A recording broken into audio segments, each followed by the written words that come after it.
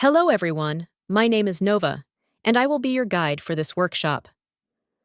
The point of this workshop is to learn how to use bioinformatics tools to design specific and efficient PCR primers for amplifying and sequencing genes in real biological and medical context. Let's start by taking a look at the first exercise.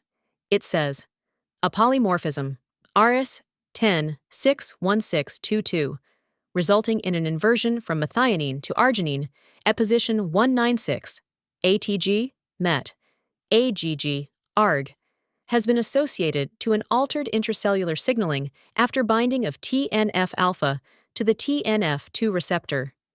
Search for the human TNF type 2 receptor, TNFR2, gene sequence from GenBank. Let's a quick Google search to find GenBank. This is the result that should show. Now select the database SNP and research the polymorphism.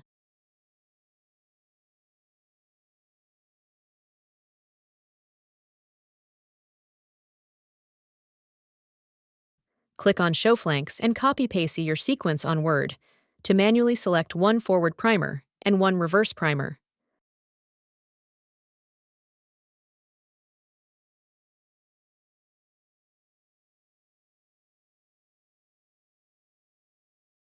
Moving on to question 2 and 3, they say, in order to amplify the sequence that frames this polymorphism, search for simple primers and check their quality by UCSC in silico PCR.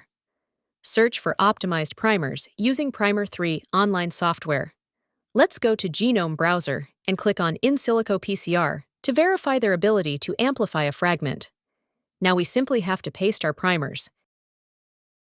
And don't forget to select Flip Reverse Primer. This is the result we have obtained. This step allows checking the expected product size and confirming primer specificity before PCR. Now let's go to Primer3 to compare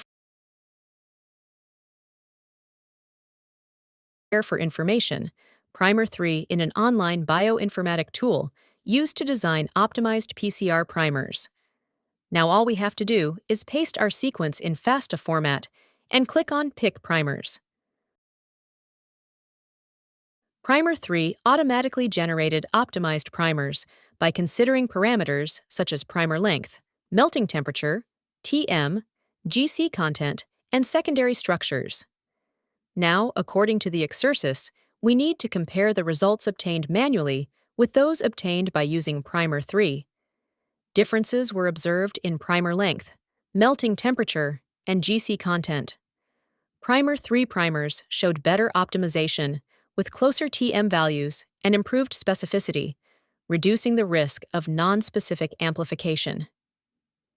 We did a great job. Now, let's move on to exercise number 2. For this one, we'll be working on a D50811.1 gene from Pseudomonas aeruginosa. Pseudomonas aeruginosa is a microorganism which causes acute or chronic infections, sometimes fatal, and which can also easily colonize open burns. In order to sequence the CDS of the D50811.1 gene, we first need to amplify the coding sequence by PCR, so we need to choose primers. Go to NCBI. Choose the database that allows you to find the sequence of the gene, whose accession number is D50811.1.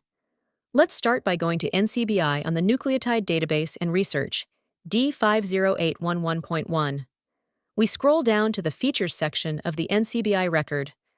To locate the line labeled CDS, it shows the starting and ending position of our coding sequence. We copy the FASTA format of the entire sequence and save it in a Word file.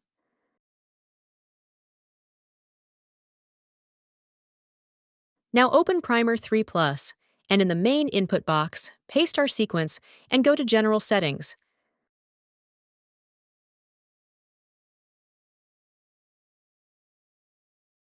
We adjust the settings according to our preferences, then we click on Pick Primers. And now we select the suitable primer pair. The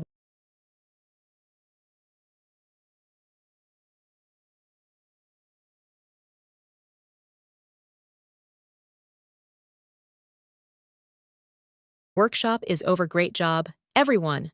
I hope you all learned how to design PCR primers to amplify its coding sequence using Primer3Plus by adjusting key parameters, size, TM, GS%. Thank you for your attention.